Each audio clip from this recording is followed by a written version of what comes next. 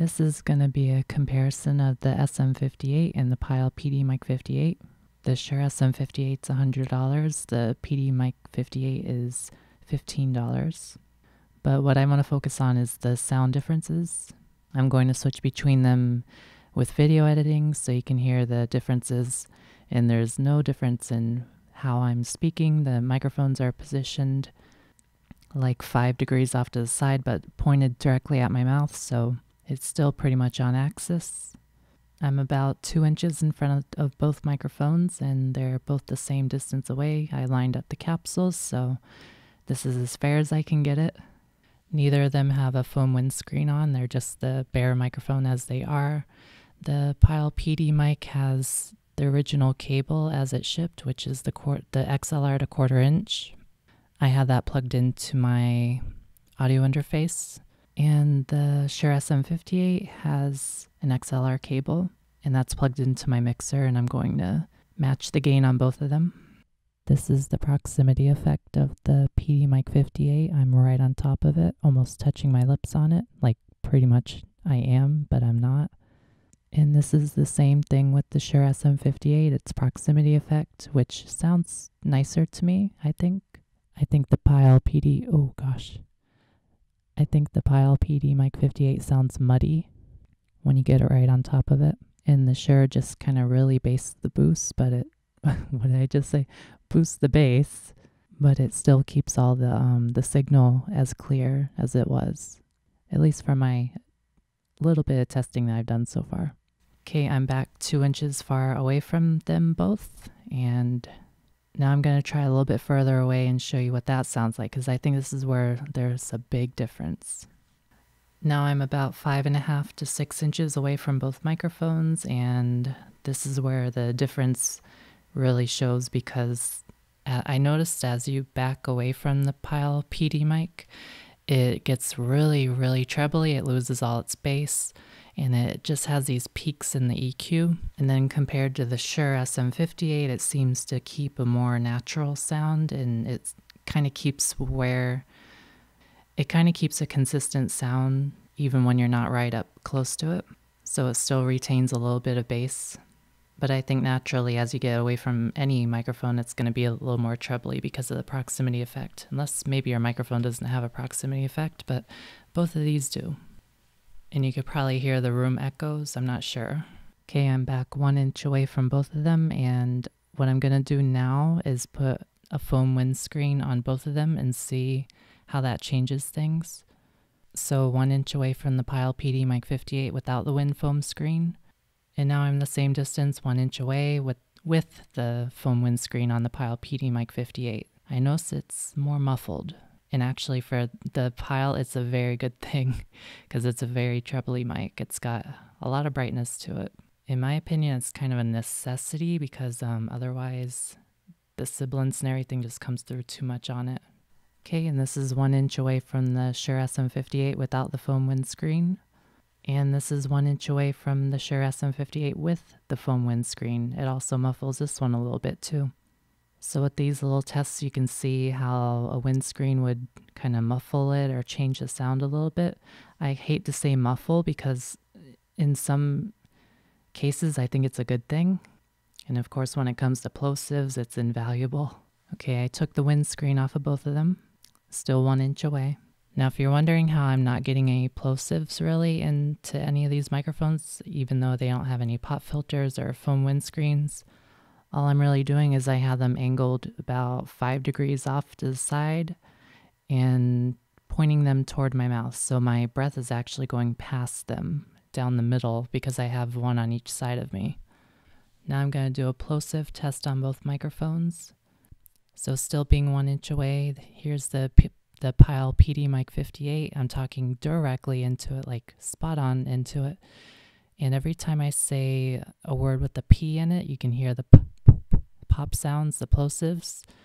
Now I'm 1 inch to a 1/2 inch away from the microphone, and now you can hear all the F sounds, the f, and all the p sounds, the P's and the F's, and all those things are kind of getting all into it. It's the wind from my mouth going into it. And if I get right up on it, you can really hear, oh, sorry, that was clipping. You can really hear all the breath and all that stuff. I'm trying to talk as quiet as I can so I don't clip it. Okay, this is the Shure SM58. I'm again 1 inch away from it, just like I was with the Pyle PDMIC58. And I'm talking directly into it, trying to see if it'll get plosives. And I don't hear any right now. I mean, if I on purpose, like, I'll get it, but did I say 1 inch? I meant 2 inches away. But yeah, it seems to be doing pretty well at this distance. Now, if I get about 1 inch away from it, here's how that sounds. Yeah, the plosives aren't the worst thing ever. I mean, it's better. It does seem better than the Pyle. Although that could be how I have the volume set in my headphones. I'm not really sure. You can judge for yourself. And then if I speak right up on the Shure SM58, you can hear, or actually not hear, the F sounds. Oh yes, you can. Maybe you can. But here's all the different breath noises and the plosives and things like that. It is better, I have to say. I'm noticing an improvement as I do this live right now, figuring these things out as I go here. I think that's about it to compare these. I can do other things like test their polar patterns and things like that, but honestly, they're pretty much the same. The noise floor is the same, maybe not in this recording because I'm using two different things like a mixer and an audio interface. But when I do connect them both via the same thing, they have pretty much the same noise floor. But the main thing about this test is how the sound compares from one to another. You might notice the Pyle is brighter, has more treble, it has more sibilants. Your S sounds are going to stand out, at least on my voice it does. And on the Shure, I don't have that problem. It just sounds kind of flat in a good way. I mean, after you've owned the Pyle mic for like 6 months and you've grown to hate the sound of sibilants because that's all you hear like all the time, flat sound is welcome. But I do find the Shure to be a little bassy, so I'm not used to that from the Pyle. I'm used to it being trebly. So I'm finding myself with the Shure, I have to back up from the mic a little bit more. Where on the Pyle, it's my first dynamic microphone and I learned to get close to it because of the lack of bass on it, or the boost and treble, I should say. So my habits from the Pyle are not transferring over completely the same as, wait, what? So my habits from the Pyle aren't exactly transferring over to the Shure SM58. I gotta create new habits for the Shure, and it's like learning a different microphone. Of course, it is a different microphone. But other than the treble boost on the Pyle and the weird kind of spikes in certain frequencies, like around 2 kilohertz, 2 to 3, there's like a sharp spike in it. And maybe, what was it? I was playing with the EQ a lot. I think there's another one around 5 or something. I can't quite remember. Don't quote me on it, but it has weird spikes in different frequencies up there, and it's just shaped kind of odd, I think, and it does weird things to the overall sound of it. But that's what I found. Maybe someone else will have different results. Maybe it's just my voice doesn't get along with it or something. I don't know. But I can say with the Shure, I don't have any of that at all. I can just leave it flat. Maybe apply a de-esser and I'll be good. And a little bit of a bass roll off because when I get closer, it does like make it a little too bassy. And I like talking closer to reduce room noise and echoes and everything. But maybe my habits will change because those are the habits I learned on the Pyle. So I'll let you decide if it's worth spending $100 over $15. I think for the most part, both of them have the same-ish kind of sound, but the Pyle is definitely brighter. And for me, it doesn't work very well in that kind of way. I notice when I listen to both of them at a low volume, I can't really tell the difference between the two. But when I turn up the volume, like in my headphones, I can hear a pretty clear difference, especially when I don't have the foam windscreen on them.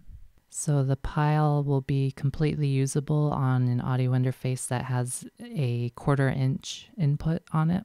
But I find that that connection on a mixer doesn't work so well.